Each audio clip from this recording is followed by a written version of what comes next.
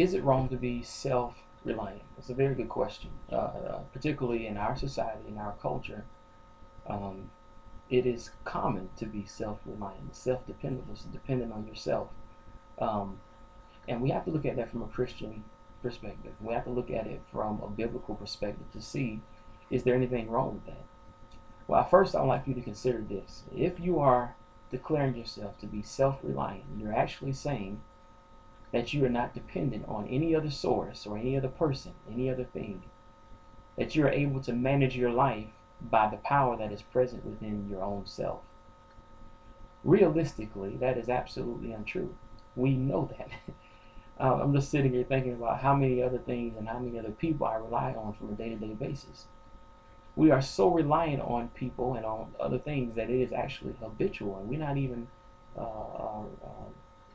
we don't even recognize how reliant we are on other things and other people. So to say and assume that you are self-reliant and you're able to do things for yourself, you're not even taking into consideration your day-to-day activities and how much you depend on other people. It's not even realistic. But even greater than that, it is actually an offense to God to claim that you're self-reliant, because you actually have now taken the role and taken the position of God in your life to make things possible for yourself.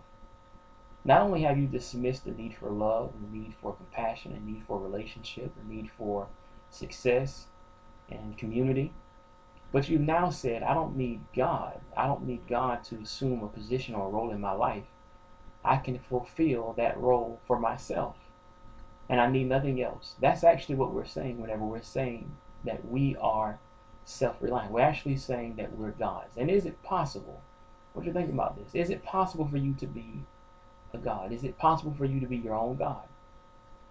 You know, the Bible commonly shows how people and things have been placed in the seat of God. And he asked the question. He says, where is your God whenever you need certain things? And where is your God whenever you need an ear to hear and you need eyes to see what's going on? These are things that only a true God can actually feel. And this is the thing we have to look at. The reason we can assume that we are self-reliant and we need no other source outside of ourselves is because we have such a poor view of what a God really is.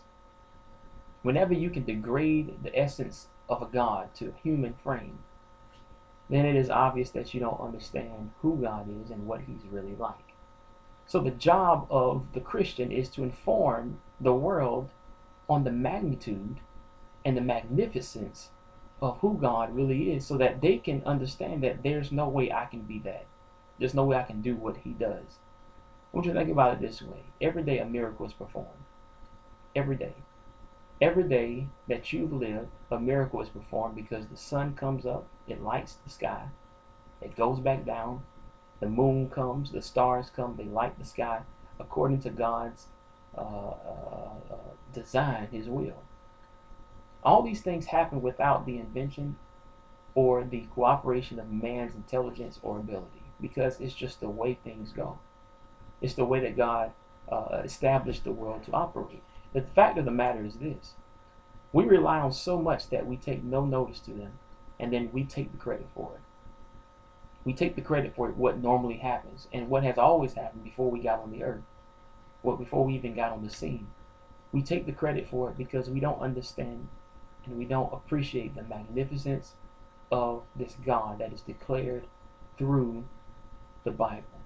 Whenever we understand the great magnitude and the great role that God plays in creation, then we'll be able to see the beauty of Jesus Christ and how he allows us to practically do nothing for ourselves, and shows us that a true God does everything for his creation so that they can actually be who and what they were supposed to be from the very beginning.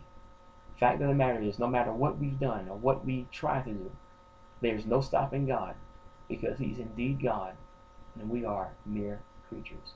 This is what Christianity professes. This is what Christianity declares.